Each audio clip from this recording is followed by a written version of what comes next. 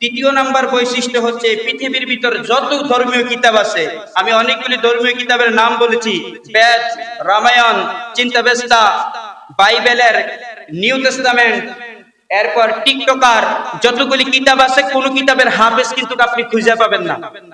বেদের কোন হাফেজ আছে? রামায়ণের কোন হাফেজ আছে? হাফেজ নাই। এই পৃথিবীর ভিতর একটি মাত্র গ্রন্থ, একটি মাত্র বই, একটি মাত্র কিতাব, যেই কিতাবের হাফেজ এই পৃথিবীর ভিতর লক্ষ লক্ষ কোটি কোটি ছড়িয়ে আছে, বলুন সুবহানাল্লাহ।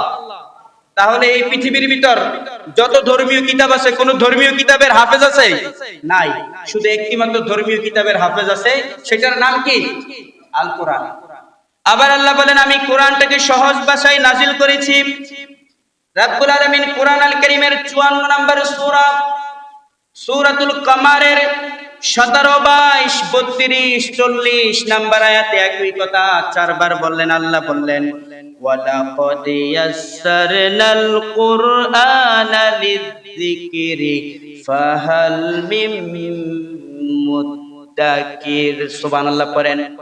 আল্লাহ বলেন, আমি এই কিতাবটাকে সহজ করে নাজিল করেছি। রব্বুল আলামিন এই পৃথিবীর ভিতর যতগুলি আসমানি গ্রন্থ নাজিল করেছেন, সব গ্রন্থের ভিতর সবচেয়ে সহজ ভাষায় নাজিল করেছেন।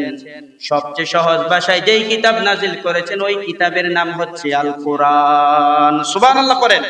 এই আল কোরআনকে আল্লাহ তাআলা সহজ করে নাজিল করেছেন এবং বলেছেন, এই পৃথিবীর ভিতরে কেউ কি আছো এই কোরআন থেকে উপদেশ গ্রহণ করবা?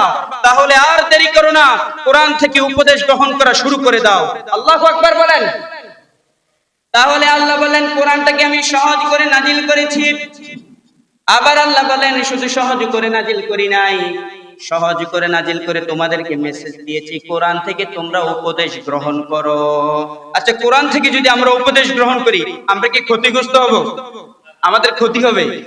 ক্ষতি হবে? আপনাদের মনোভাবে মনে হয় ক্ষতি হবে, কেউ কথা বলতেছে না। কোরআন থেকে উপদেশ গ্রহণ করলে ক্ষতি হবে না। এই কোরআন থেকে যদি উপদেশ গ্রহণ করেন, কোরআন আপনার জীবনটাকে পাল্টে দেবে, ঠিক কি না বলেন?